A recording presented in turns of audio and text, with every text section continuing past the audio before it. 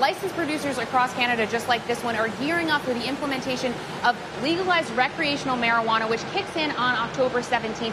The implications of this are major, as Canada will become the first G7 nation to legalize the drug for recreational use. Of course, it is still illegal at the federal level in the United States.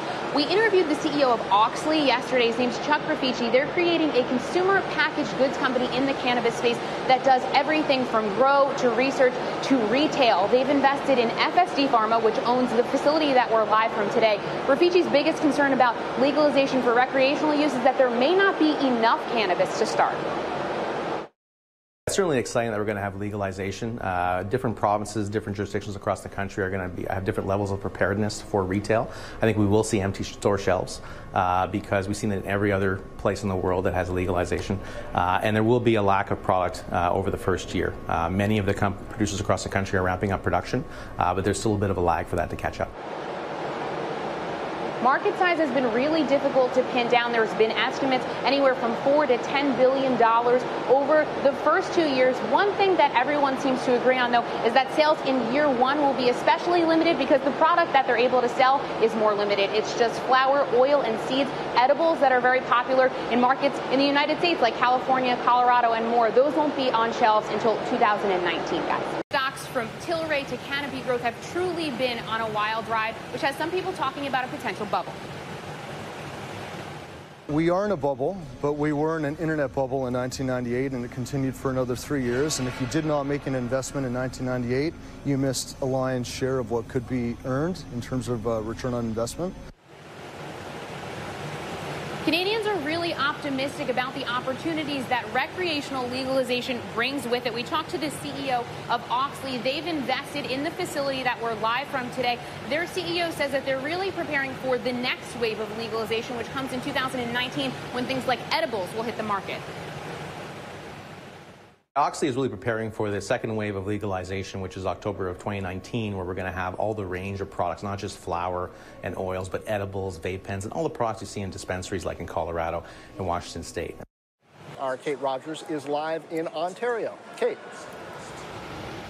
That's right, John. Licensed producers across the country have been ramping up production, like you can see here at this facility, gearing up for the legalization of recreational cannabis next month in Canada. The implications of this will be really huge. Canada becomes the first G7 nation to legalize marijuana for recreational consumption. Of course, the drug is still federally illegal in the United States. We interviewed the CEO of Auxly. His name is Chuck Rifici. They're building a consumer packaged goods brand in the cannabis space that'll do everything from grow to research to retail. They've invested in FSD Pharma. This is their facility we're live from today. Rifici says one of his big concerns about legalization is that there may not actually be enough product to start.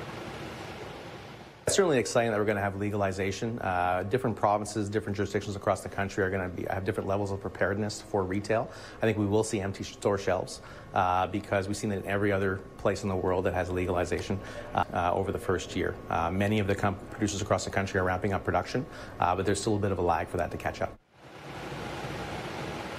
Market size has been really tough to pin down as well, guys. We've heard figures ranging from $4 to $10 billion in the first 2 years, but one thing's for sure, there will be a limited amount of product available in year one because things like edibles won't yet be able to be retailed until 2019, and that's something a lot of producers are excited about. Back over to you. Seems like you got a lot of product right there, Kate. Don't get lost in there. It's your I Love Lucy moment. It is. Kate Rogers, thanks. Squawk Alley will be right back. It's set to make recreational marijuana legal next month, and those involved in the marijuana industry have high hopes for what it will do to their business and what it might mean for the U.S. marketer. Kate Rogers is in Cobourg, Ontario with more. Kate? Hi, Melissa. That's right. Canada will legalize marijuana for recreational use come October 17th, becoming only the second country in the entire world to do so. Industry insiders say it could put some pressure on the United States to take action in some form now that our neighbors to the north have become so progressive. Hopefully we can show America and the rest of the world that legalization is the right thing to do. It's very important, I think, to put the money back into the people's hands, government will generate a lot of revenue, a lot of taxes. It will add a tremendous amount of jobs, especially to small town America.